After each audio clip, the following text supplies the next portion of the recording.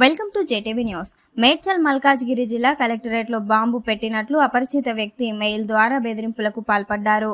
ఈ మేరకు జిల్లా కలెక్టర్ గౌతమ్ పోలీసులను ఆదేశించగా పేట్ బషీరాబాద్ ఏసీపీ రాములు, షామీర్పేట్ సీఐ శ్రీనాథ్ తమ సిబ్బందితో కలిసి డాగ్ స్క్వాడ్ బృందాలకు సమాచారం ఇచ్చి తనిఖీలు చేపట్టారు.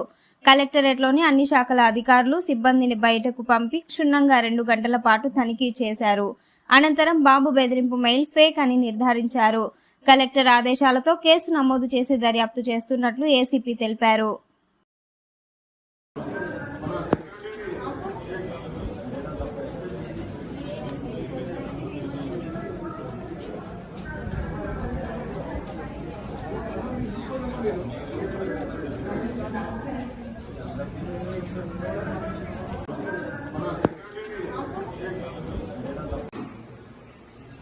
ఈ రోజు అనగా తేదీ 3/4/25 రోజు మధ్యాహ్నము 2 గంటల టైంలో కలెక్టరేట్ మన మల్కాజ్గిరి మేడ్చల్ కలెక్టరేట్కి ఒక మెసేజ్ వచ్చింది.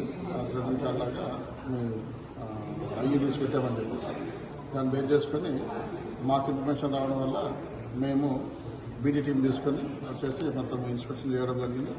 ఇప్పటివరకు దాదాపు టోటల్ కంప్లీట్ అయిపోయింది. ఇన్స్పెక్షన్ ఇంకా కొద్దిగా నడుస్తుంది. ప్రస్తుతానికి అయితే ఎటువంటి డిటెక్ట్ కాలేదు.